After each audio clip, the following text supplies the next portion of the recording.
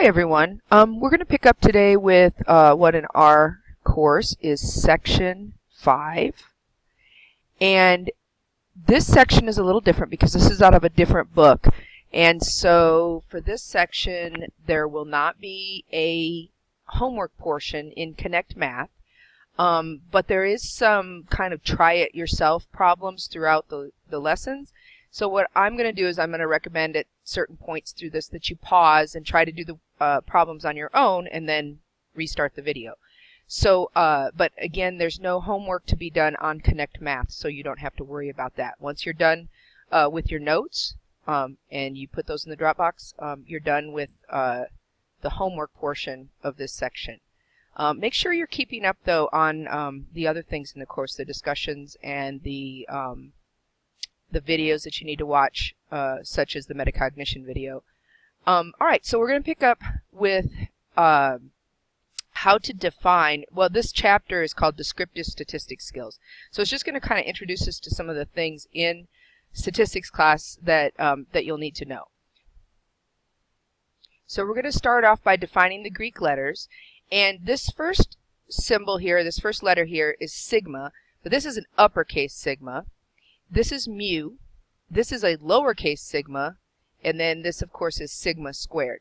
We usually don't say sigma for this uppercase letter here. We usually call it a sum. So the Greek letter capital sigma is a sum or a summation symbol. The lowercase sigma is used to represent the population standard deviation. Now that's important because we're also going to have a sample standard deviation.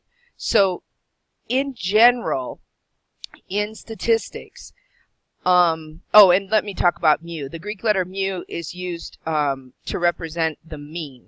So mu represents the mean or the average of the population. Now, one thing that's really important is that in statistics, when we're talking about a population, we almost always will use Greek letters. If you're talking about a sample, you're usually going to use regular letters. So you'll see also later in the course that you'll have an S and an S squared that will represent the sample standard deviation and the sample variance. Okay, so you'll see those later, but I just kind of wanted to put this out here. If you see a Greek letter in statistics, it is typically talking about the population, not the smaller sample from the population. Remember, population is everything that we're talking about, whereas sample is a portion that we've pulled from the population, because it's usually next to impossible to get data from an entire population. So we'll take a sample of the population that we hope will represent the population, but it's just a subset of that entire population. Okay, so when we're looking at these letters, here's some examples of what we have. It says, in a group representing the population of evening college students, the overall average age is 35. So if we want to write that in Greek letters, we could say the average age of the population is mu equals 35. So average age, average is mu. So if they say the average age is 35, then the mu is 35 years. In a group representing the population of online shoppers, the standard deviation time spent shopping is 10 minutes. Well, sigma is what we use to represent the standard deviation. And so in this case, we would say sigma of the online shoppers is 10 minutes. So sigma is 10 minutes because the time spent shopping, the average time spent shopping, I'm sorry, the standard deviation of the time spent shopping was 10 minutes. So if the standard deviation of the time spent shopping is 10 minutes, then we could say sigma is 10 minutes. Again, remember, this means summation, this means average or mean, this means the variance, and then this means the standard deviation. So those are in general our letters. So sigma squared is the variance. Where does it say it at? Sigma is the standard deviation, and then mu is the mean. All right, so in this next one it says, in a factory of alkaline batteries, the population variance for the lifespan of a battery is 25 hours squared. So the variance is 25 hours squared. So in this case we have variance, and variance is the square of the standard deviation.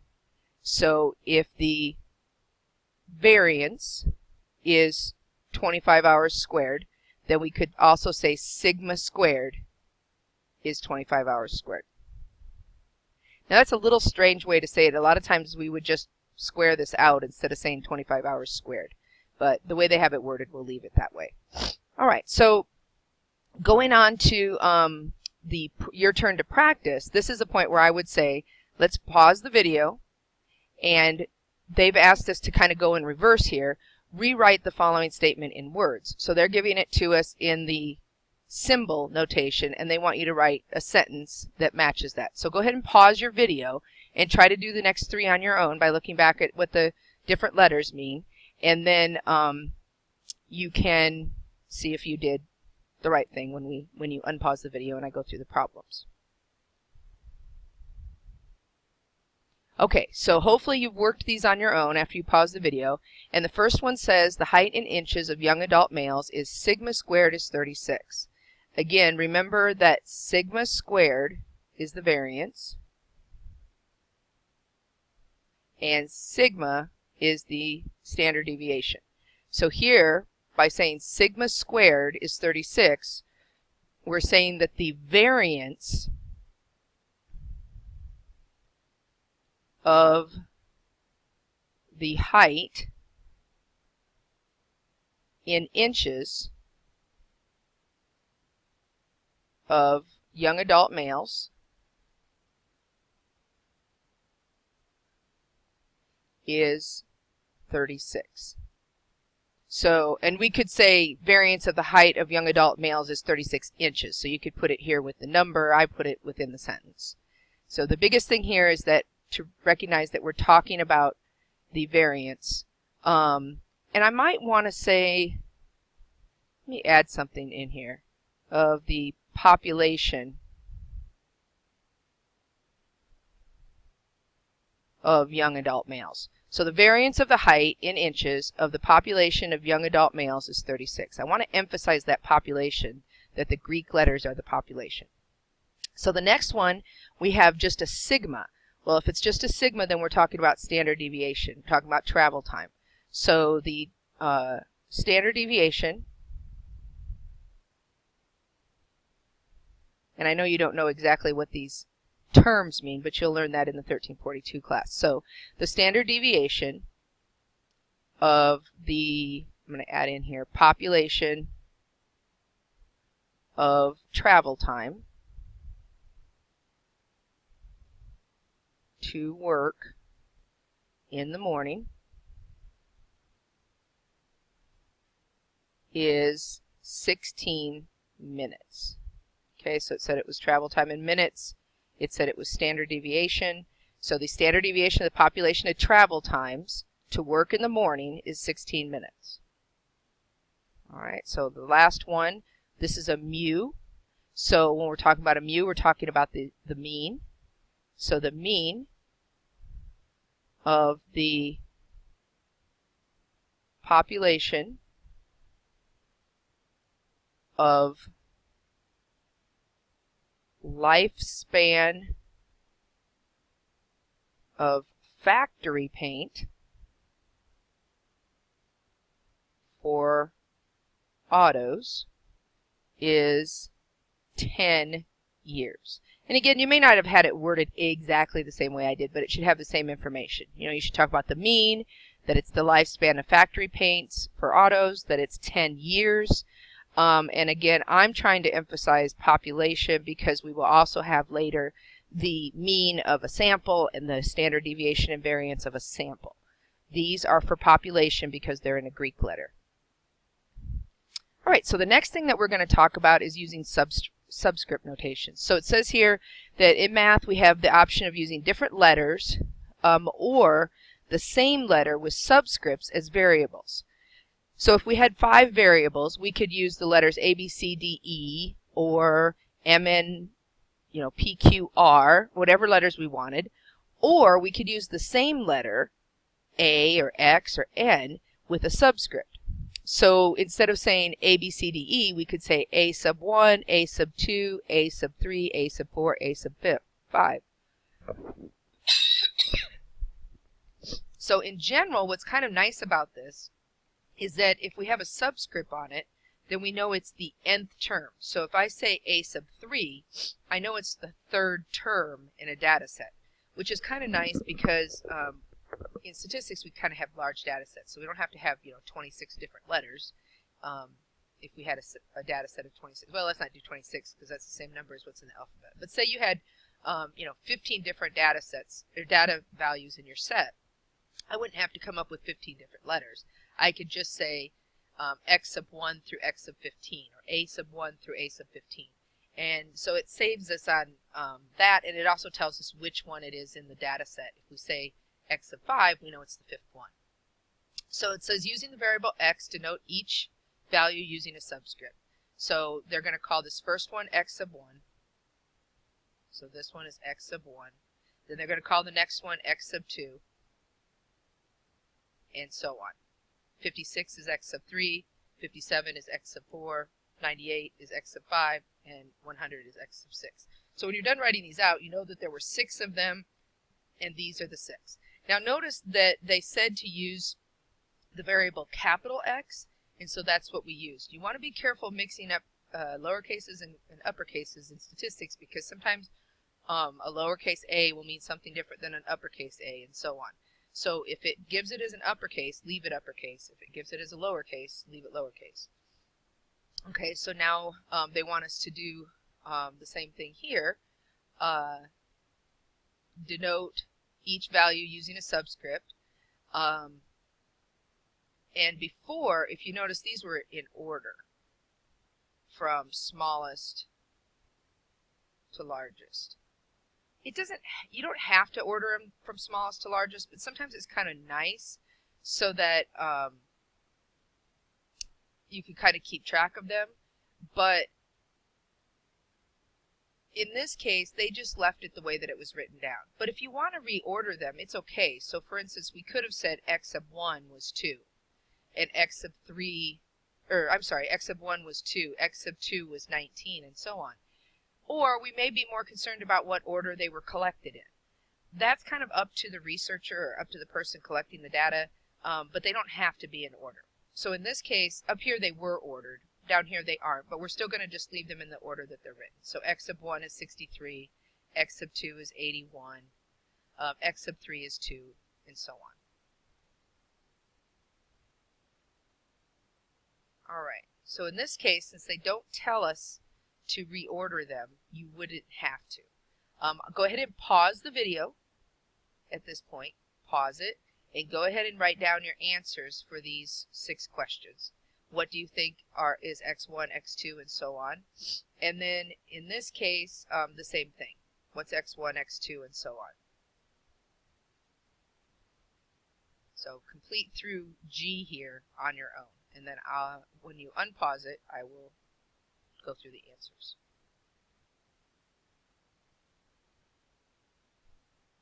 Okay, so for this first one, hopefully again you've done this on your own. X sub 1, if we choose not to reorder this, would just be 1.3.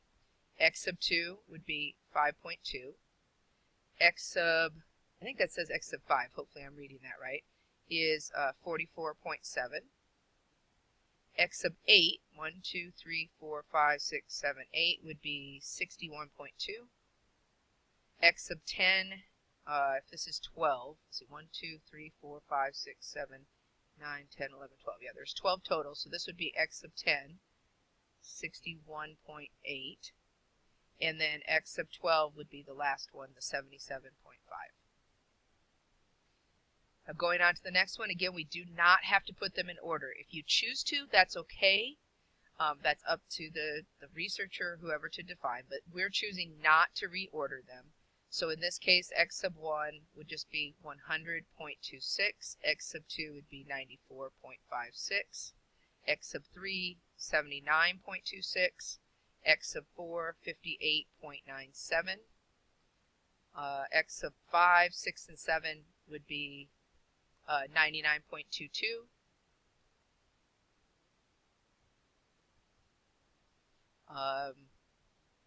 81.05, and what was it, 77 point something, 77.10.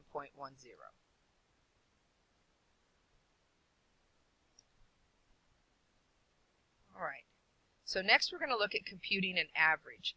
Now, there's just a straight average of a set of data, but we're also going to be looking at a different type of average. So the first type I'm sure you've probably seen. The second type might be a little bit more difficult, and you may not have seen it before.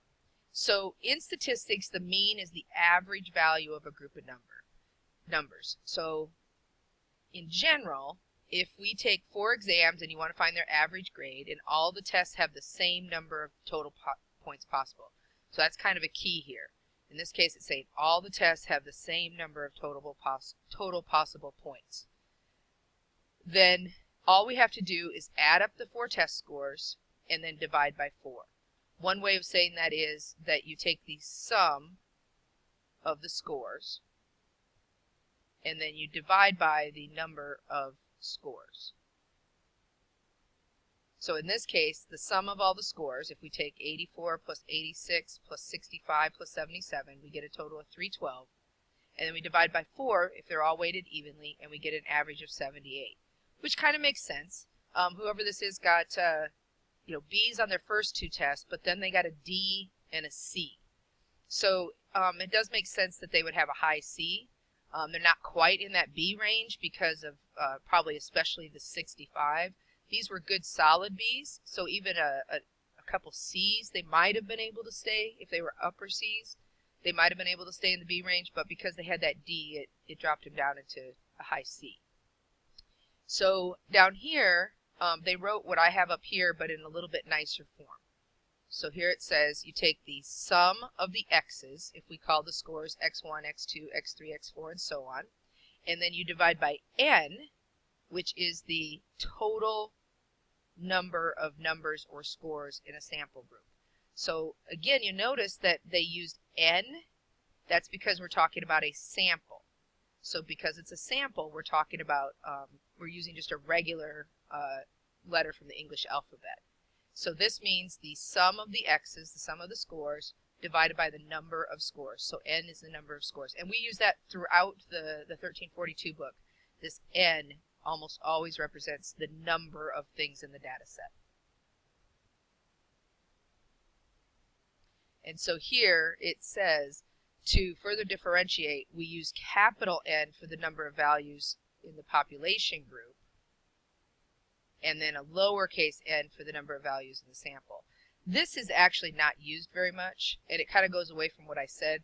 They used a regular English letter for the population, but they used a capital. But we really don't use, we don't usually talk about the number of values in the population group because we usually can't get it. Like a population group is usually large enough that we don't know what the capital N is. But they do differentiate it with the lowercase and the uppercase. So now we're going to look at the 2 formulas for finding the average. Again, this one is for population. And I looked at this earlier, and I disagree with the way they have this written. This number here should be a capital N. So this is the average of the population. So you add up all the x's in the population, and you divide by the number in the population, which would be a capital N. And then here, this is the sample. And to get the sample mean, again, this is important. X bar is the sample mean. Remember, the mu is the population mean. But to get the population, or the sample mean, the X bar versus the mu, we take all the x's in the sample and we divide it by n, which is the number in the sample. So this would be for population, mu, because we're talking about population, we're going to use that Greek letter. We're going to sum up all the x's and divide by the number in the population. Let me write that a little nicer. That's just supposed to be an uppercase N. Okay? And then for the sample, we're going to take all the sum of all the x's in the sample, and we're going to divide by the number in the sample.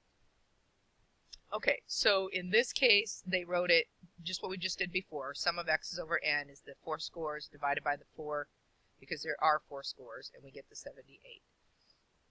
Okay, so now on to the examples. It says a student takes 4 exams and wants to find their average. All tests have different weights in this class. According to the professor's syllabus, Test 1 and Test 2 are worth 15% each. Test 3 is worth 30%, and Test 4 is worth 40%. So this is what we call a weighted mean, and this is a little bit harder to do. What we have to do here is to account for the different percentages, we have to multiply the percentage of each score times the score itself, and then find the sum of those products. So this is, a lot of classes do this where the different tests may be of different weight, or you may have, instead of 4 tests, you may have, say, a homework, an attendance, and then some tests, or maybe 3 tests and a final. And maybe the final is worth 25%, whereas the other tests are only worth 20%. So you can get this in classes a lot, where instructors will do this.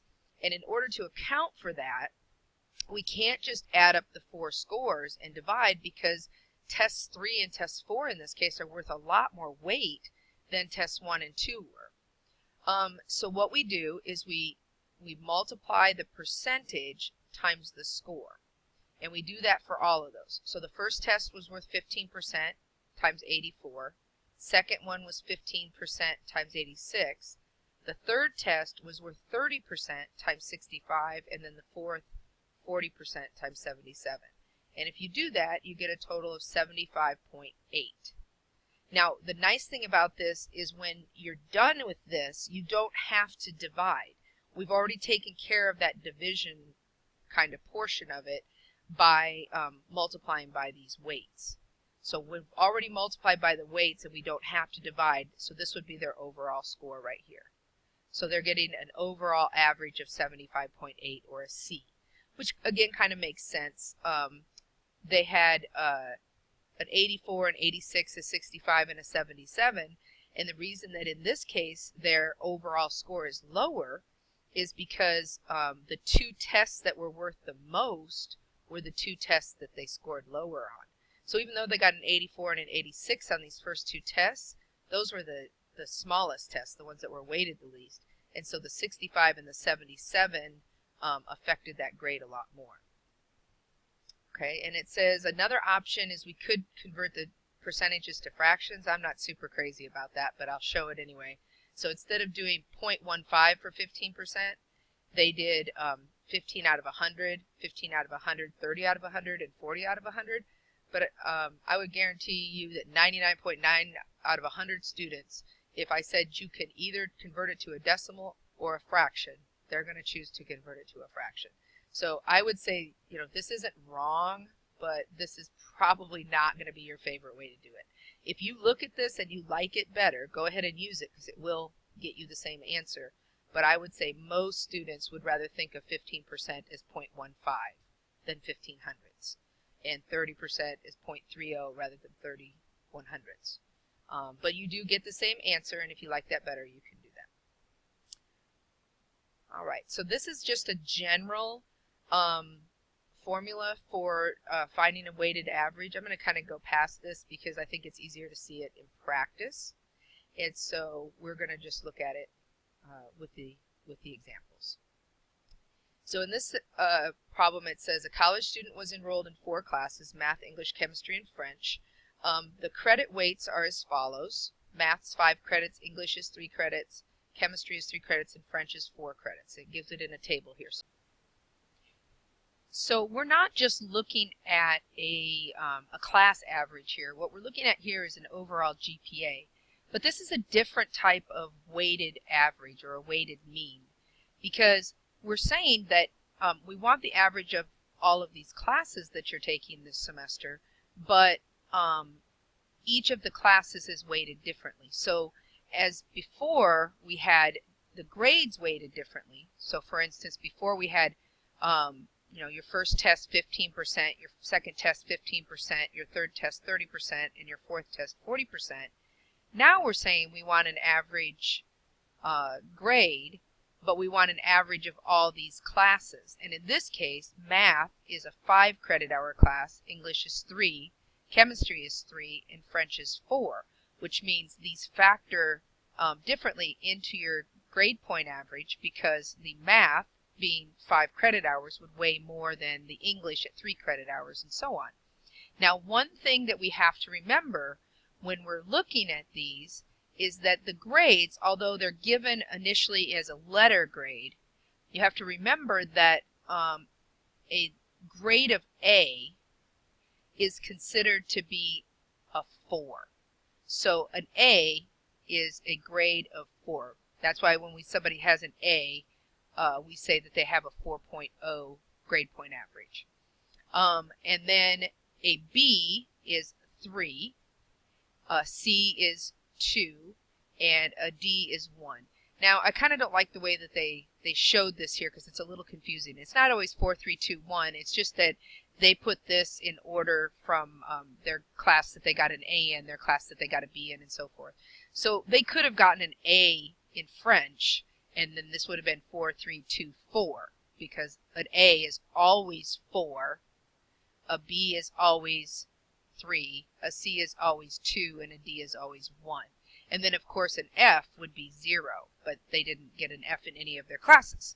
So, again, this 4 means A, 3 means a B, 2 means a C, and 1 means a D. And if these were different grades, we would put them in the appropriate spots. So now, how do we calculate that? Well, if I take the grade that they got in the class, and I multiply it by how many credits they have, that will give you the points that you earned for that class. So in this case, getting a grade of an A in a 5 credit hour class earns you 20 points. Sometimes they'll call them power points, but it gives you 20 grade points. So you get a 20 here because you got a letter grade of 4, an A, and that was for 5 credit hours. You get 20 points for that class. You got the maximum amount you could get. Now in this class, if you had a 4, in English you got an A and got a 4, you could have gotten 12 points, but you didn't. You only got a B, so you got 9 points in that class. Okay, you could have gotten 12, but you only got 9. So we put that in. Then the next one, a C. Again, the maximum you could have gotten here was a 4, an A, a 4.0 grade, and that would have gotten you 12 points, but you didn't. You only got 6 points because you got a C, which is only worth 2. So again, that's where we're getting these numbers here, 20, 9, and 6. 1 times 4 then, you only get, boy, this is wrong. This should be 1 times 4. This should be 4. So they mistransferred the number from here down to here incorrectly. So 1 times 4 gives you a total of 4. Alright, so when we do that and we add that up, let's see if they've got their total correct here. So if we add up your number of credits here, you were taking how many credit hours this semester? It'd be 5, 6, 7, 8, 9, 10, 11, 12, 13, 14, 15 credit hours that are being taken, and you've earned 29, 35, 36, 37, 38, 39 points. Again, that was a typo. This should have been a 4 because a D, at 4 credit hours is 4 points, not 5 points. So there should have been 39 points total, and you take your points and you divide it by your hours. They do have it correct down here. They just had it written wrong up there. So your weight times your points for each class is 39, and divide that by the total weight, which is the total points, and you get a 2.6. So again, you take your points earned and you divide it by your total credits for that semester. So in this case, that was 39 points that were earned, and you were taking 15 credit hours. And 39 divided by 15 gets you 2.6 for a GPA. So your overall GPA for that semester is 2.6. And what they do for your overall GPA is they just do that for all the classes you've taken. So, you know, of course you get a lot more points and a lot more credit hours the more that you're in school. So now it says if the courses had the same credit hours each, we could compute the average using the same approach that we did at the beginning. So if every single class was 3 credit hours, you wouldn't have to go through this, but most of the time you'll have a variety of credit hours in your classes. Again, for this particular one, you had math was a 5 credit hour class, English was 3, chemistry was 3, and French was 4. So when you have different numbers of credit hours for your different classes, that's going to affect your overall GPA. Very rare that you would have all the same. But we're going to give it a shot. So it says, if you look here, if you had all of these as 3 credit hours, then again, an A is 4, a B is a 3, C is 2, and D is 1. That's always the same. A is always a 4.0, a B is always, whoops, not sure what I did here. Let's see if I can get rid of this.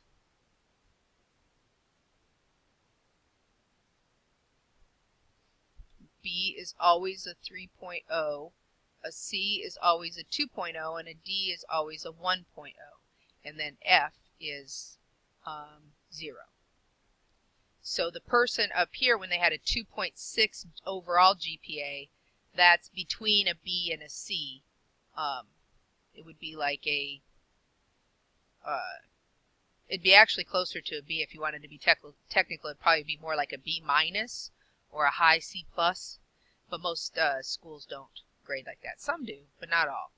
Okay, so in this case, the 4, 3, 2, 1 they have rewritten, and if we just multiply that out, that would be 12 and 9 and 6 and 3, and your total points here would be 9 and 9 would be 18, it would be 30 points total. But you still, or then you would have a different number of credit hours. You would have 12 credit hours, and you would have 30 points. So if you were to divide that and get the GPA for this, you would take your 30 points and you would divide it by your 12 credit hours. And that would give you a GPA of, do they have that listed down here? Here they do. So 30 points divided by your 12 credit hours would give you a GPA of 2.5. So your GPA would have been a little bit different had all the classes been weighed the same. Alright, I'm going to kind of skip through all of this. And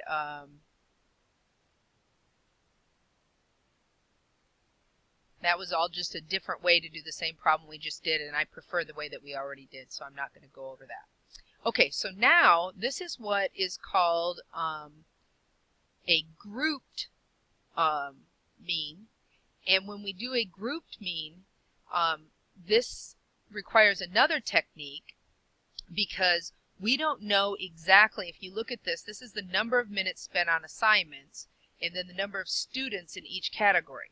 The problem is when you group the data into a range like this into a class, then we don't know how many students actually had 10 minutes, how many actually had 11 minutes, how many actually had 12 minutes, and so on. We lose that information. So at this point, we aren't going to get exactly the average of this back because we are never, unless we go back and can find the original raw data, we're never going to know exactly what happened. So the best that we can do is we can take what we have and we can assume, well, if it was somewhere between 10 to 19 minutes, let's assume that it was in the middle. So let's assume that those 10 students all had right in the middle of that category. so 14.5. So I'm going to do this, but I'm going to do it up in the other table so that you can see where I'm getting it from. So instead of 10 to 19, we're going to say the average for this table is 14.5. And the way that you get that is you just take 19 plus 10 and divide it by 2. So that would be 29 divided by 2, which is 14 and a half. So 14.5. So instead of using this, because it's a range and it's not a specific number, we're going to say, well, let's assume all the students spent 14 and a half minutes studying. And that's about as best as we can do unless we can go back and get the raw data. Same thing here. Because we can't, this is a range of numbers, not a single number. Instead of saying 20 to 29, let's do 20 plus 29 and divide by 2, which would be 49 divided by 2, which would be 24 and a half. And we're going to use that midpoint value to determine how many we have in that category. So in this case, if I have 10 students that studied for 14 and a half minutes, then that means we would have 145 minutes total for those 10 students. So 10 students, 14 and a half, 14 and a half, 14 and a half, 14 and a half, 10 different times would give us a total of 145 minutes. And then we're just going to continue that all the way down. So now I'm going to go ahead and pop up to this other table which has it written out. So that you saw how we were getting these midpoints by taking the two ends of the class, the lower boundary and the upper boundary, and adding, or not boundary, but the lowest number in the class and the highest number in the class, and adding them together and average them to get these. And then we're going to go through and we're going to multiply all these. So this is 145. 24 and a half times 39 is 9,555 minutes. Remember, these are minutes. And this is a lot bigger because not only is more time spent for each student, but we have 39 students, not just 10 students. So that's why we got so much bigger number here. Then we're going to continue. We still have, again, a bigger number, 34.5, and we have more students in that category. And so we get 1,518. I think I did something wrong with that one right above that. Just a second. 24.5 times 39. Sorry, this is only supposed to be 955.5, not 9,555. So 145, 955.5, 1,518 minutes. And then this is a lot smaller number of students, so even though it's a higher number of minutes for your midpoint, take that times only 4 students in that category and we get 178 minutes total for those 4 students. We're assuming each of them studied about 44.5 minutes. And there were 4 students, so 178 minutes total. 54.5 times 2 students gives us a total of 109 minutes. And then this gets us, since it's times 1, of course, it's just 64.5 minutes. Now how do we find the average? Well, we already did this. We already did, I wrote them off to the side here so we could see them. They have them here. But again, this is just they multiplied to get all of these, and then that equals this number over here. Okay? And then in order to get your average from the sample, you're going to sum up all the frequencies times the midpoints. That's what we did here, the frequencies times the midpoints. You're going to sum all of those up. So we're going to sum up this number right here. So that sum comes out to be 2,970 in this case. And then you're going to divide it by the number of students that you have. And the number of students that we have is 10 plus 39 plus 44 and so on. They told us at the very beginning that this was 100 students. So we had 2,970 minutes total, and we had 100 students. So if we want to know the average number of minutes, we're going to take the total minutes and we're going to divide it by the total number of students, and we're going to say that the students had an average of 29.7 minutes studied. So the mean, the grouped mean in this case, we think that the students studied on average about 29.7 minutes, or just under 30 minutes. So now this is your chance to practice. We're going to do the three different types. Okay, so I'm going to do these one at a time. So just do one and then start it back up. Or my recommendation is just to do one. So try this first one. This first one is just a straight average. See if you can get the average of the following numbers. It's not a weighted average or a grouped average. So this is just where you're going to add them all up and divide. So go ahead and calculate that average and see what you get. Okay, again, before I write this down, I'm hoping that you have paused the video and tried this on your own to see if you can get this. Alright, so we're going to take 24 plus 55 plus 40 plus 15 plus 60 plus 23 plus 20 plus 49 plus 10 plus 52, and then we're going to divide that by how many there are. There's 1, 2, 3, 4, 5, 6, 7, 8, 9, 10 scores here. So if we add that up, I got a total of 348 when I did this. Hopefully I added them properly. And then I'm going to divide by 10. So that would give you an average or a mean of 34.8.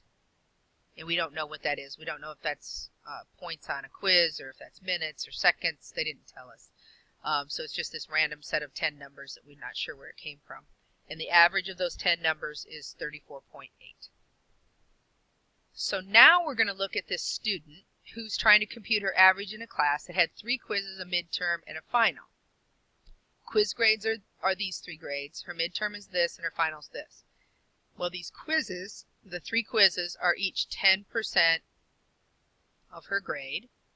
The midterm is 30% of the grade, and this final is 40% of the grade. So go ahead and compute her average in the class, and if you need to go back up and look at the one that we already did, please do that. But remember, you're not going to just take all the 5 scores and add them up and divide by 5. That doesn't work in this case because the midterm and the final are weighted a lot more than each of those quizzes. So go back and look at our example if you want to and see if you can compute her average in the class. Pause the video and see if you can calculate that and see if you're right. If you're wrong, it's not the end of the world. You can see where you went wrong, and that's okay. But it's better to give it a shot yourself first. And hopefully you've calculated that yourself now. And in order to do that, you should have taken 0.1 times each of those scores, or 0.10. So 10% times each of these scores, because each of those was 10%. Okay, so 10% times 86, 10% times 78, 10% times 79, and then we're going to do 30%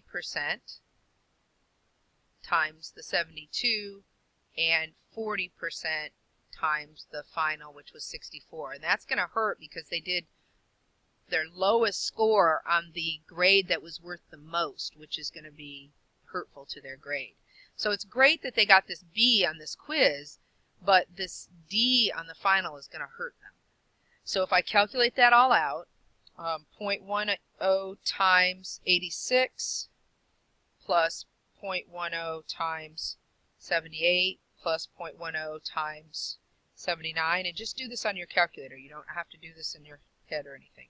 0.3 times 72 plus 0.4 times 64, and you get a total of 71.5. So that's their overall percentage is a 71.5, or their overall grade in that class. So in other words, if I was grading this and this was my weights for my different grades, this student would get a C. Because in our class, 70 and above is a C, 80 above is a B, and then 90 and above is an A. So in this case, because she fell in the 70s, this person would get a C.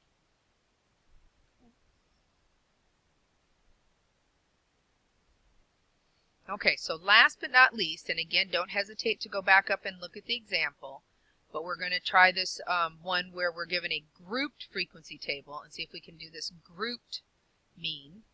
And the first thing that you're going to do, remember, since I don't have a certain number for this class, because it's a range of numbers, the first thing that you're going to do is you're going to get the midpoint.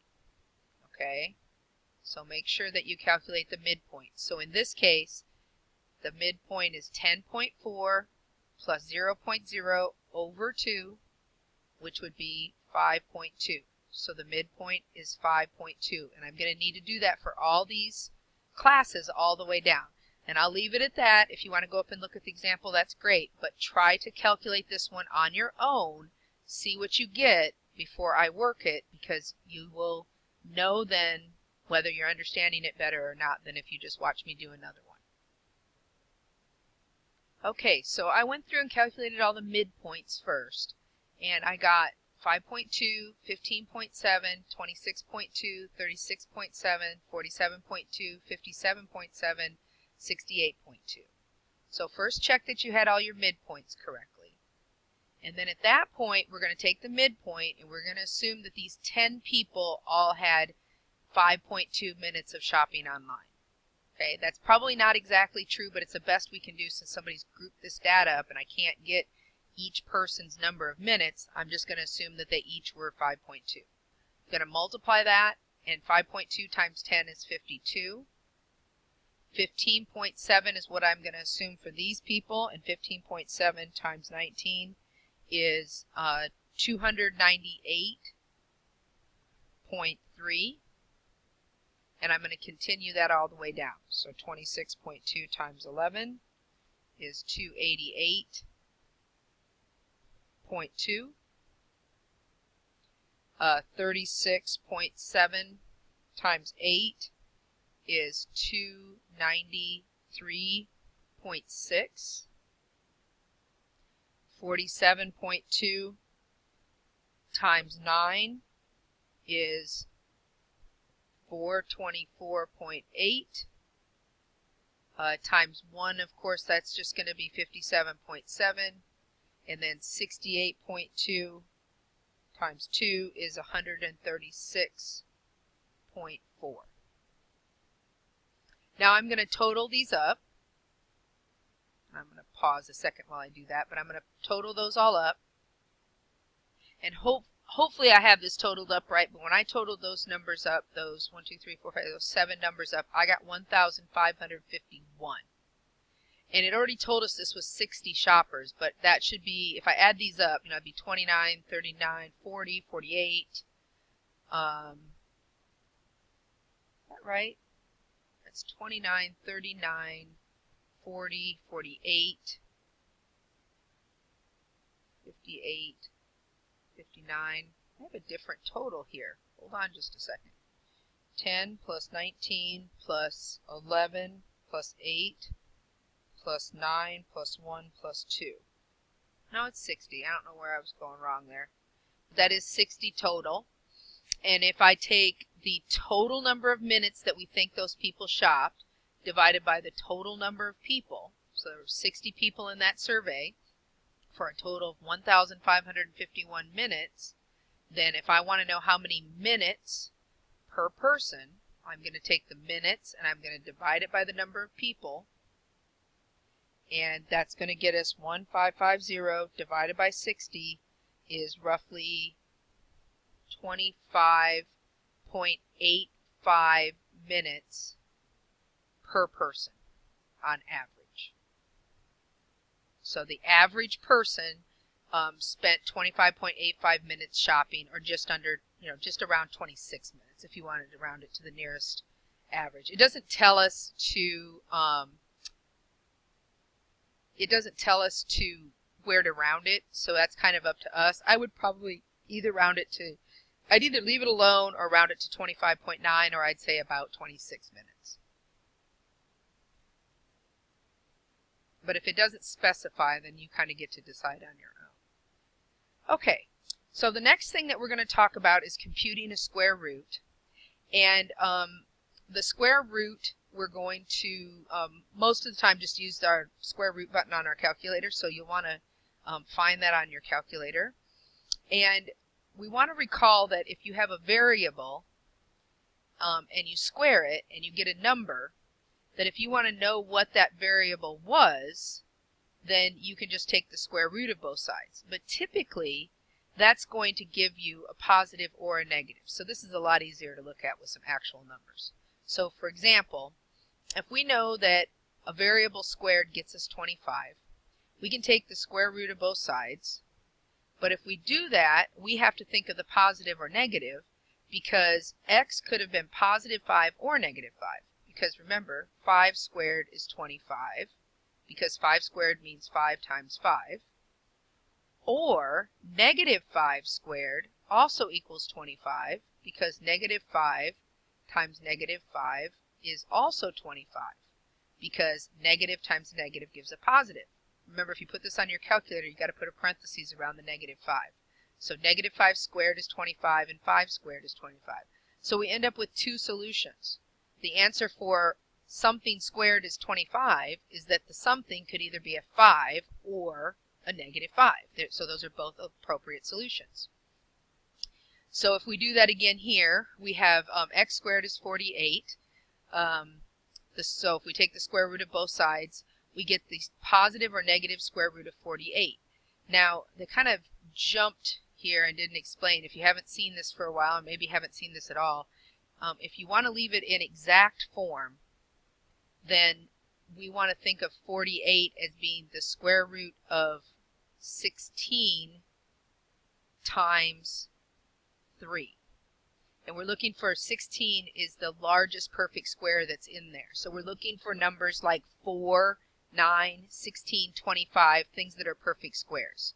2 squared is 4, 3 squared is 9, 4 squared is 16, 5 squared is 25, 6 squared is 36. So we're looking for these numbers to be able to be divided out of the number that's underneath the square root bar. So in this case, 48 can be thought of as the square root of 16 times 3. But if we think of that as the square root of 16 times the square root of 3, square root of 16 is 4. So we could simplify this if we wanted to leave it in exact form to the positive negative 4 square root of 3. We could also, if we were looking for an approximation, we could just type square root of 48 on our calculator and get that it's approximately 6.9. So this is the exact answer, and these are the approximate answers. Okay. So now sometimes what we have within the what we have squared is an expression rather than just a single variable. So in this case we have x plus 3 instead of just x. If we have that situation, then we still take the square root of both sides to get rid of that square. But that's going to leave us with x plus 3 is equal to positive or negative square root of 49. So x plus 3 is either positive or negative 7. Well, at that point, I don't like the way they have this written. I'm going to do this off to the side. That means that x plus 3 could equal 7, or x plus 3 could equal negative 7. If I subtract 3 from both sides, that means x could be 4, or x could be negative 10. We don't want to just say positive or negative 4. That doesn't work. We want to actually get the positive or negative of that 7 and then subtract 3 from both sides on each of them. So x could be either 4 or x could be negative 10. Those are both solutions to this situation. So we're going to do one more that's kind of similar to that. And then we're going to get into one that has just variables in it. So on this situation, we're going to again take the square root of both sides. And I don't like the way they write this, so I'm just going to kind of go off to the side here. So this means that x minus 2 equals the positive or negative square root of 89. So I'm going to write it as two different parts. It could either be the positive square root of 89 or the negative square root of 89. Now, 89 does not have any perfect squares in it, so we just have to either leave it the way that it is or approximate it. So if I add 2 here, I get x equals 2 plus the square root of 89, or add 2 to both sides here, I get x equals 2 minus the square root of 89. That's not usually very useful for what we're doing in statistics. That's more of kind of an algebraic answer. In statistics, we're generally going to just approximate these. So the square root of 89 is just a little bit less than 9. If you do the square root of 89 on your calculator, you should get 8 point, I'm sorry, it's a little bit over 9, 9.4 or so, okay? Because 9 times 9 is 81, 10 times 10 is 100. So square root of 89 should be somewhere between the square root of 81 and the square root of 100. So it's about 9 point something. So if I approximate this, that's 2 plus about 9.4, or approximately 11.4. Over here, that would be approximately 2 minus 9.4, or approximately negative 7.4. So that's where we get our two possibilities that they have here. X could either be approximately 11.4 or approximately negative 7.4.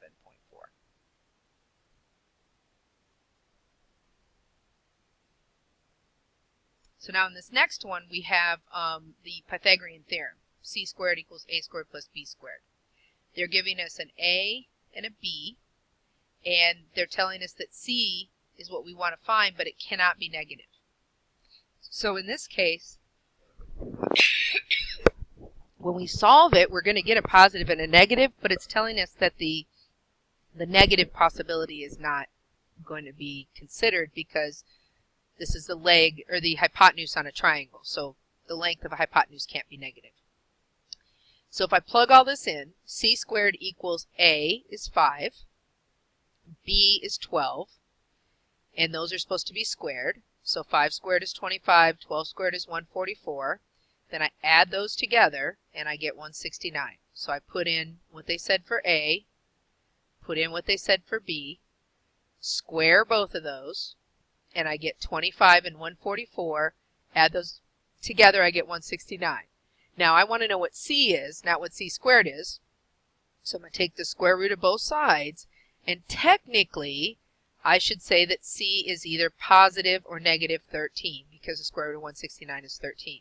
But because it said that this is the, we can only consider the positive one, we're not going to worry about the negative one, and we're going to say C must be 16. Again, we're talking about a triangle here. So we're saying one of the legs of the triangle is 5, one of the legs of the triangle is 12. What's the length of the hypotenuse? And that would have to be a positive length because we're talking about a measurement. Okay, so in this last example, we're going to be looking at the standard deviation and the variance. If you recall before, we talked about sigma being the standard deviation,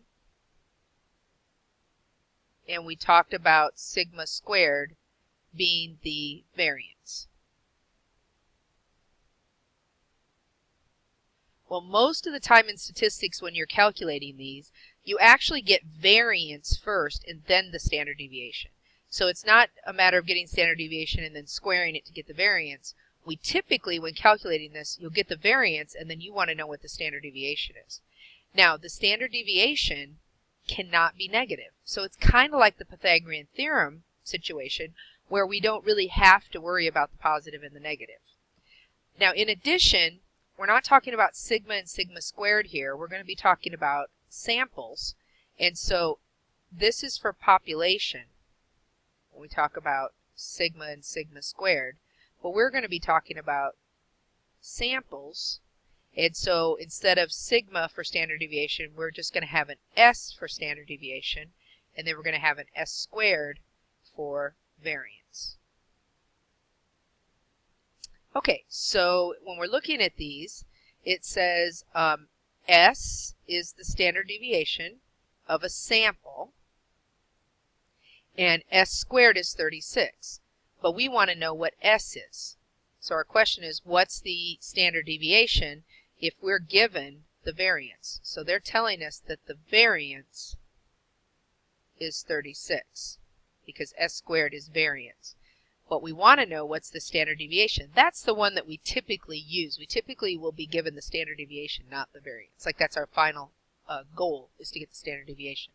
So in this case, if they gave us the variance of 36, to get the standard deviation, all we have to do is take the square root of both sides, and typically that would mean s could either be positive or negative 6, but standard deviations cannot be negative, and so we're just going to say s is 6, because standard deviation cannot be negative. So we don't have to worry about the positive and negative in that situation.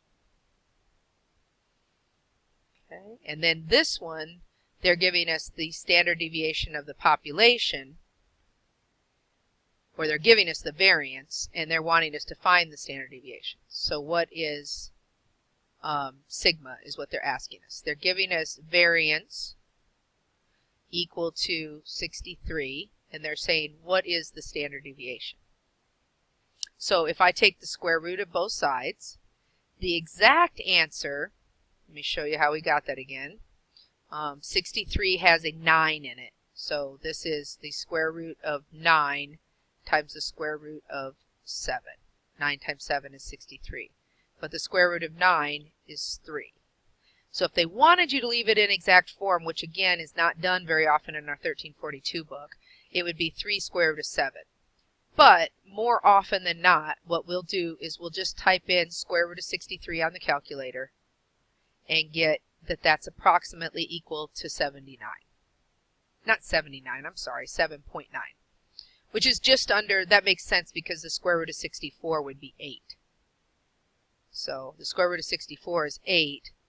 The square root of, what's underneath there, 49 would be 7. So if we have the square root of 63, it's going to be bigger than 7, almost to 8. So that makes sense that the square root of 63 would be 7.9. Again, you don't have to worry about doing that by hand or anything like that. Just find how to do the square root on your calculator. Sorry, how to do the square root button on your calculator and type in square root 63. If you have a couple, there's a couple different calculators, let me mention here. I believe it's the TI calculators. If you end up where you try to put in square root of 63 and it just gives you 3 square root of 7, on the TI calculators, I believe the button looks something like this. It's like a little arrow this way and a little arrow this way. And if you push that button, it'll switch it back and forth. These arrows kind of mean like switch back and forth. So if you end up with this on your TI calculator, you might try that. And I believe on the Casio calculators, you have a button that looks like S to D, I think it is. And this is like standard to decimal. So if you end up with square root of 63, if you push this button, it'll get you the other form. If you have any questions, you can send me an email, or you can Google your calculator online. Just look at your calculator, put the name of your calculator into the Google search, and then do approximate square root. And I'm sure you'll find videos that will show you how to do that. Most of the calculators don't come with manuals anymore, so you probably would have to do that. But I think this is I think this is what the TI calculator has, if I'm remembering correctly, and this is what the Casio calculator has. All right, so in this case, this is a your turn to practice, and I'm again recommending that right now you pause the video and do these 3 problems on your own. Now, these are not standard deviation problems or Pythagorean theorem problems, so we're going to want the positive and the negative possibilities for these. So pause the video and see if you can work through those.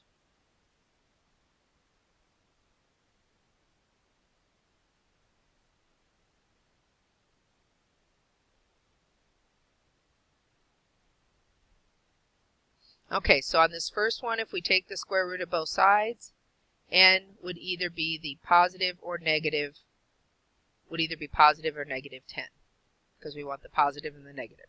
10 squared would be 100, negative 10 squared would be 100. On this one, take the square root of each side first. That would give you x minus 5 equals positive or negative 9. And in this case, I'm going to split this to say x minus 5 equals 9 or x minus 5 equals negative 9.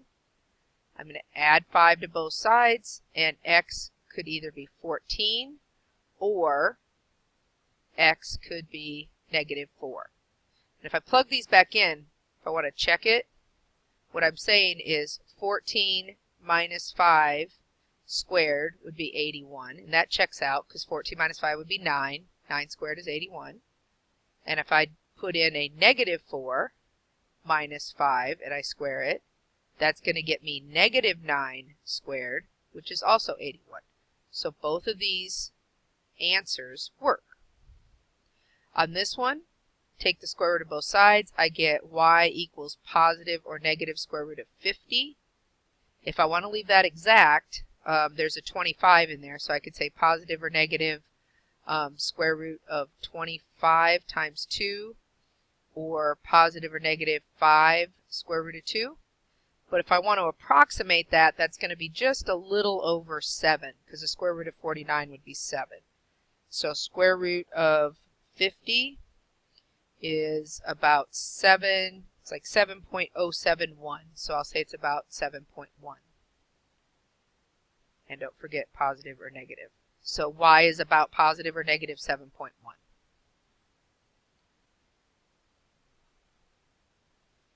All right, and then we have 3 here that involve the standard deviation or variance of a population or a sample. So again, pause this video and we want to find sigma or S, depending on the situation, if you're given the variance. So we're trying to find the standard deviation of the population or the standard deviation of the sample, but we're given the variance. So calculate those 3 and pause the video right now, calculate those, and then see how you did.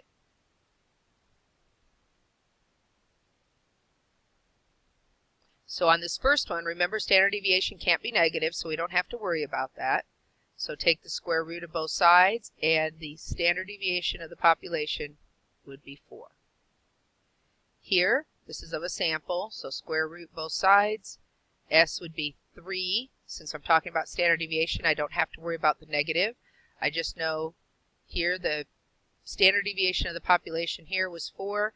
Here, the standard deviation of the sample is 3. And on this one, the only thing that makes this one different is this doesn't come out quite so nice. So if I take the square root, this is a sample because it's S. Remember, sample is just a regular letter, just a regular English letter typically, and the population is a Greek letter typically. So when we're talking S, we're talking the standard deviation of a sample. Square root both sides. 84 is divisible by, gosh, I think is 4 the biggest thing? I guess so. So we could say it's the square root of 84, but that's also equal to the square root of 4 times 21. So we could say 2 square root of 21 if we wanted to be exact, but the approximation of the square root of 84 is about 9.2. And again, most of the time for what we're doing, that's going to be the appropriate answer for statistics because we want an approximation so that we can compare it and things like that. So the standard deviation of this sample is about 9.2.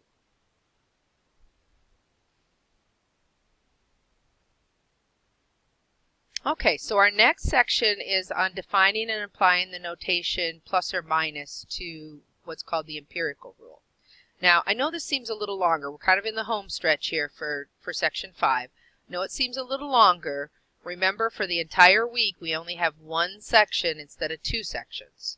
Normally, we have 2 sections, and they each have been about 45 minutes long.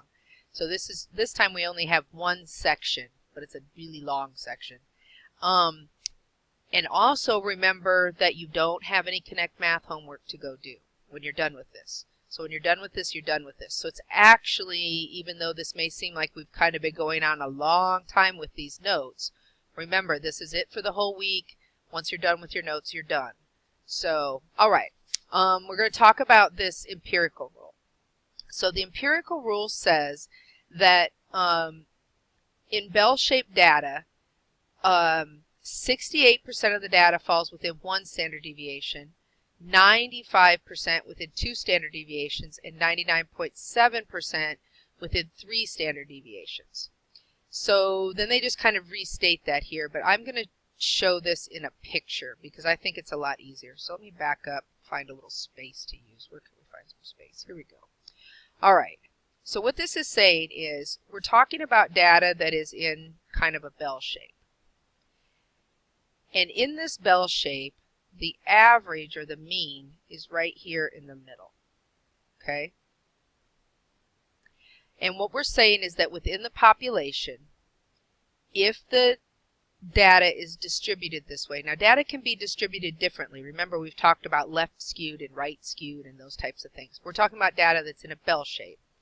If it's in a bell shape, then if you go up 1 standard deviation past the mean or 1 standard deviation below the mean, so plus, let me make sure, let me change this because this actually wouldn't be mu.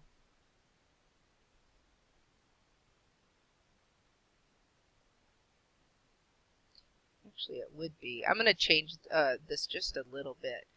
We usually think of this as a population, so this is mu. Down here they have x bar plus 1x. I would rather put sigma plus, or mu plus, so our mean, plus 1 sigma. Okay, so our little sigma symbol, our little Greek symbol here. And then this would be mu minus 1 sigma. And if we were talking about a sample, the mu would be an x bar and the sigma would be an s. So you could also think of it as, I'm going to do it the way that I'm doing it, but you could also, oh, it doesn't like that I'm going between pages here. Give me just a second. All right. So you could also think of this as x bar, and you could think of this as x bar plus 1s and x bar minus 1s. But I'm going to use the mu's and the sigmas. All right, then if we go out another bit here, the empirical rule says that if you take the mean and you add 2 standard deviations or subtract 2 standard deviations, and then if we go clear out here, that would be mu plus 3 standard deviations or mu minus 3 standard deviations. And what the empirical rule says, and let me do this in a different color so we can see it a little bit. It says that if I go out 1 standard deviation on either side of this mean, that there should be 68% of the data that falls within that range. It also says that if I go, let me find a different color here. I'll do a green here. If I go out to the 2 standard deviations up, 2 standard deviations down, that I should have 95% of the data. And then it finally says that if I go out to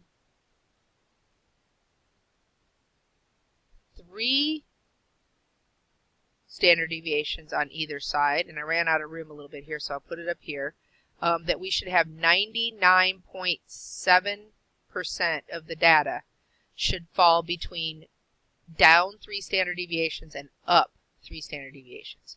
So it's oftentimes known as the 68, 95, 99.7 rule. And again, 68 is plus or minus 1 standard deviation. 95 is plus or minus 2 standard deviations. And 99.7 is plus or minus 3 standard deviations. And so we're going to use that idea and try to do some calculations here. You get a little bit more normal color. And it says here, in a sample of online gamers, people playing video games online, the mean or average time spent playing was 2 hours with a standard deviation of 15 minutes.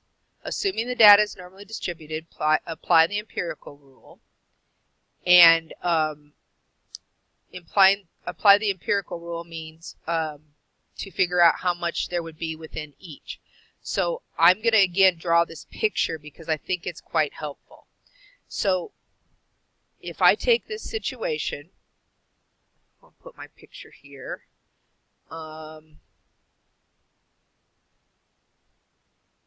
What I'm saying is that the average is 120 and the standard deviation is 15.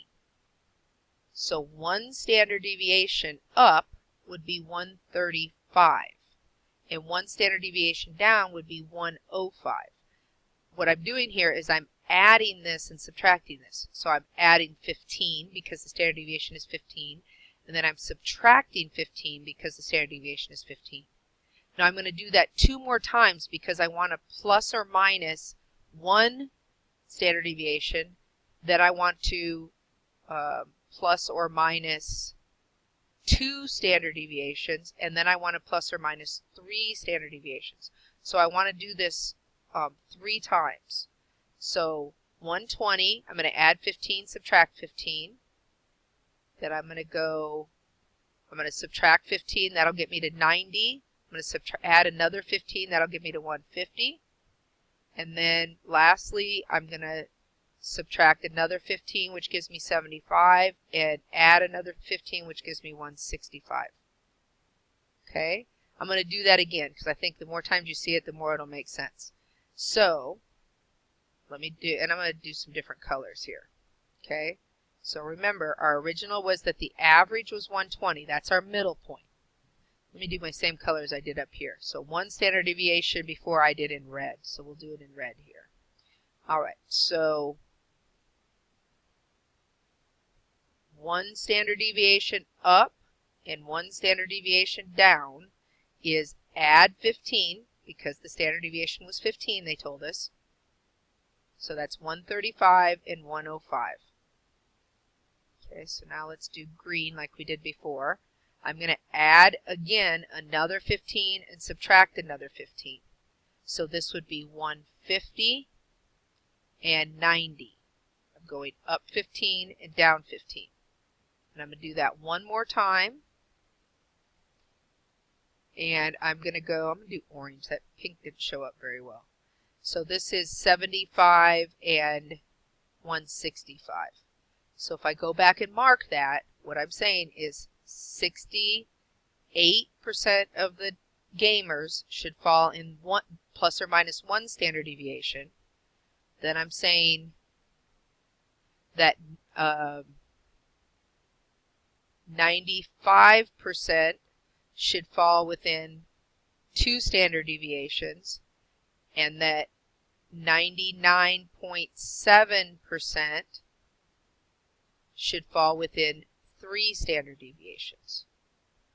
So if I go to my answers here, that's what we have. We say, let me go back up here, it says 68% of the data falls from, let me do it color code again here, we'll do red instead of orange, okay? So 68% of the data is from 105 to 135. Look at our picture here. 105 to 135. 95% of the data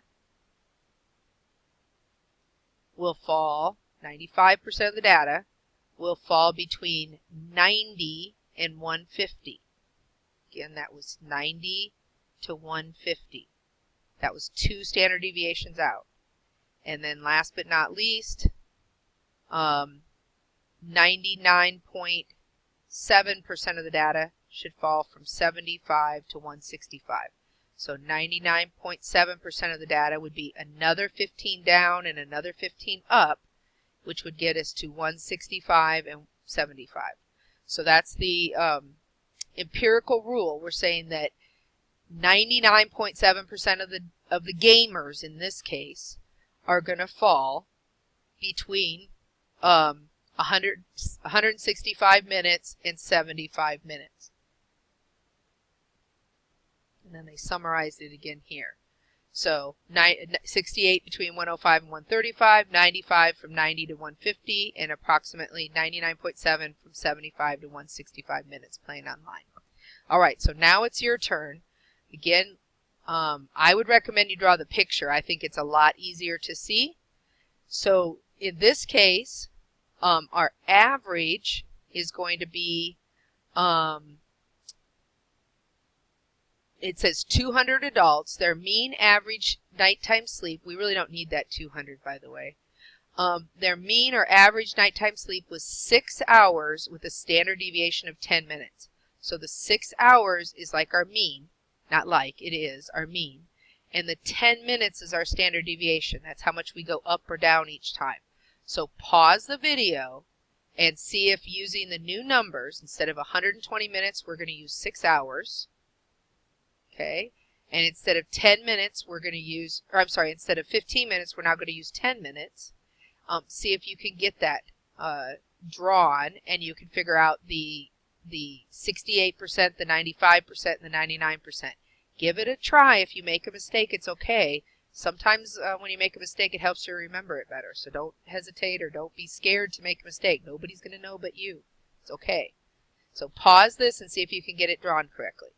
Okay, now I'm going to do this a couple different ways, and either way is really okay. The second way would probably be the way that the book would do it, but I'm going to do it both ways. So if you said this was 6 hours, and you just left it as 6 hours, then according to the way that we did it, if you wanted to go up and down 10 minutes, then you would have to say like 6 hours, 10 minutes for your first one. And then this would be 5 hours, 50 minutes because you're trying to subtract and add 10 minutes. I'm going to keep going in this thought process. So then if we went up another 10 and down another 10, then we'd be at 6 hours, 20 minutes and 5 hours, 40 minutes. And then finally, our last one would be 6 hours, 30 minutes, and 5 hours, 30 minutes.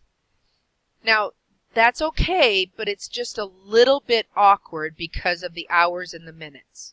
So what the book would likely do in a situation like this is, and most statisticians, honestly, would probably change the 6 hours to 360 minutes. So they would take 6 times 60 minutes in an hour and get 360 minutes. And so instead of saying 6 hours here, they would probably say 360 minutes. And then instead of saying 6 hours 10 minutes and 5 hours 50 minutes, they would just add and subtract 10 to the 360.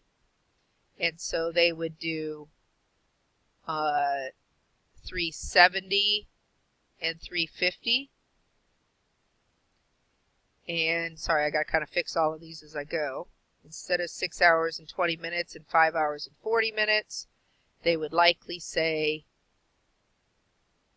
380 and 340.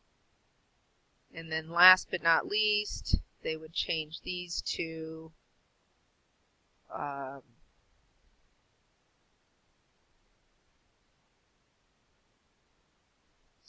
390 and 330. And so our final answers would be that there 68% of the adults' nighttime sleep would fall somewhere between 350 minutes to 370 minutes. Again, that's here to here. That's up and down one standard deviation. Then 90, whoops, wrong color, just a second. Then 95% of the people would have 340 minutes to 380 minutes. So that would be 95% of the people because that's from here to here. That would be 95%. And then lastly, sorry, I'm kind of putting these all over the place as I run out of room. So the last outside ones would be 99.7%. And so our final answer would be 99.7% of the people would be from 330 to 390 minutes. All right, and then our last concept. Hopefully you did well on that. If you didn't, what I would recommend is go ahead and flip your paper over, rewrite this down, and try to do it again. So if you didn't do this well, flip your paper over, start with 360 in the middle, and then try to recreate the up and down 1 standard deviation, 2 standard deviations, and 3 standard deviations, and see if you can get it right. Okay, so the last thing that we're going to look at is reading and interpreting box plots and identifying the 5-number summary. So when we're talking about a 5-number summary, this is a very visual thing. So I'm just going to, instead of looking at this big paragraph of words, I'm going to go down here to the graphic that they have. When we're making a box and whiskers plot, what we're doing is we're trying to split the data up into quarters.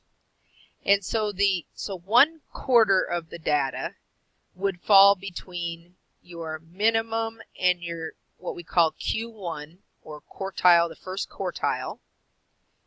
1/4 of the data would fall between Q1 and the median, which is also called Q2 because it's the end of the second quarter of data. So we call it the median or Q2. Then another 1/4 of the data falls between Q2 and Q3. And then the last 1/4 of the data falls between Q3 and the maximum. So those are our 5 things in our what we call the 5-number summary. We have the minimum, the Q1, the median, the Q3, and the maximum. But remember, the median is also the same as Q2. I always tell students to think of this like a football game. When we're talking about a football game, you have the beginning of the game. That's kind of like the minimum. Then at the end of a quarter of the game, you're at the end of the first quarter. So quarter 1. Then after another quarter, you're in the very middle of the whole game, which is kind of like halftime. Okay, so this is sort of like halftime. So we call it the median or the end of the second quarter, which kind of compares to halftime in the football game. And then after another quarter, we're at the end of the third quarter. And then at the end of the fourth quarter, we're at the maximum or at the end of the game. So this is kind of like the start, the halftime, and the end. Okay, so now how do we organize the data? Well, we already know how to find a median, and so we're just kind of go one step beyond that. So the first thing that we have to do, if we're going to organize things into a box plot, is we're going to put things in order. Now in this case, these are in order already. If they're not, they must be put in order. So if they give you the data not in order, you have to put it in order first. You absolutely have to. So after that, then, you'll notice that we have a 20 and we have a 70 as our max and our min. And you'll notice here along the bottom, we've got a scale, and that scale is evenly spaced. So we did 0, 10, 20, 30, 40, 50, 60, 70, and 80. Now, that has to be done before you do your box plot. Otherwise, if you try to mark your box plot with what your Q1 and your scale with what your quarters are with your Q1s and your Q3, it'll be off. So the first thing you want to do is look at what's your minimum, what's your maximum, and make this scale. And this one really didn't have to start at 0. We could have started at 20 and ended at 70. We really don't need this portion down here or this portion up here. And so, but we at least have to go from 20 to 70, and it has to be spaced evenly. Okay, so that's your first thing that you're going to do. Get rid of this one. Just have this all scribbled up. Okay, so make that scale, make it with a nice even spacing along there. And then your first mark on your box plot is going to be this minimum and this maximum. Okay, there's going to be a line there. Let me kind of recreate it as we go. So you would have your scale, 20, 30, 40, 50, 60, and 70. And the first thing you're going to do is you're going to make a mark at 20 and a mark at 70 because that's your max and your minimum. Then at that point, you've got to go through and you've got to find your median. So the median is going to be right in the middle. So in this case, I've got 1, 2, 3, 4, 5, 6, 7, 8, 9, 10, 11, 12, 13, 14, 15, 16, 17 data values. So I could split this data so that I had 8 above, 8 below, and 1 right in the middle. 1, 2, 3, 4, 5, 6, 7, 8. This one's right in the middle. And then 1, 2, 3, 4, 5, 6, 7, 8. So 38 is right in the middle. That's my next mark. So I'm going to have a mark at the max and the min, or the min and the max in this case, and then 1 at the minimum, or 1 at the median. So my median is my next mark that I'm going to make right here. So here's 30, here's 40, I make a mark at 38. Now my Q1, so this is my minimum, this is my maximum, this was my median, right in the middle, and then I'm going to take each half and I'm going to split it again. So 1, 2, 3, 4, split, 1, 2, 3, 4. So my median, or my Q1, is going to be right between, in this case, right between these two numbers. If there was still an odd number here, we'd have one specific number that would fall there. But since it was even, I had to go between 30 and 31. So my Q1 is 30.5. I'm going to make a mark there at 30.5. Going to do the same thing on the other side. So I found the half, and then I found half of the lower half, and I'm going to find the half of the upper half. So 1, 2, 3, 4, split, 1, 2, 3, 4. And that means my Q3 is 56. So I'm going to make a mark at 56. And once I do that, my middle part here becomes my box of my box plot, and then these parts become what are known as my whiskers.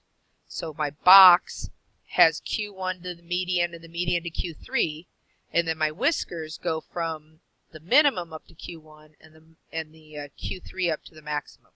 So this is again the minimum, this is Q1, this is the median, this is the Q3, and this is the max.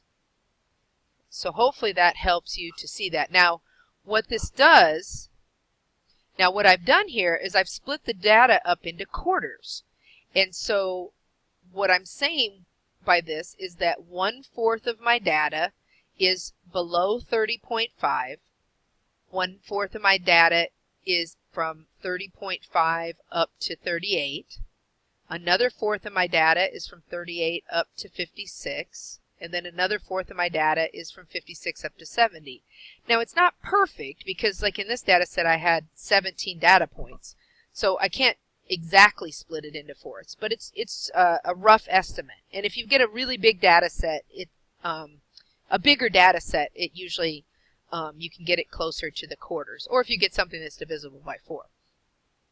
So here's our 5-number summary again. Our 5-number summary was that minimum, that Q1, that median, that Q3, and that maximum. And it doesn't matter what order you write these in.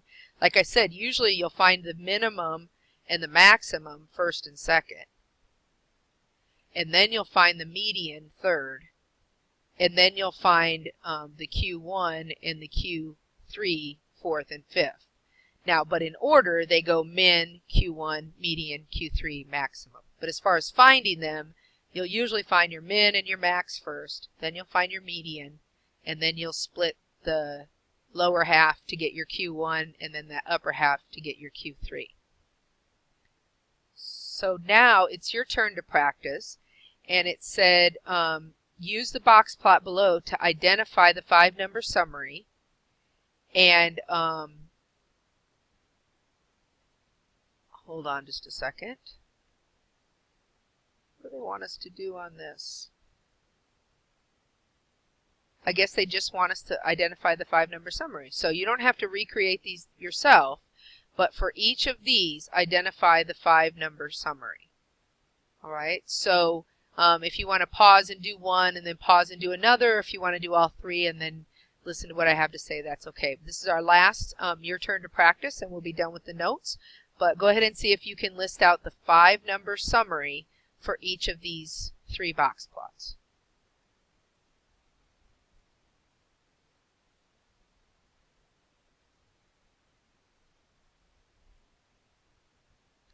So for this first one, our minimum looks like it is at 25. Our median looks like it is at 125. The Q1 looks like it's at 100. The maximum looks like it's at 200. And the Q3 looks like it's at 175. So in other words, 1/4 of the data fell from 25 to 100.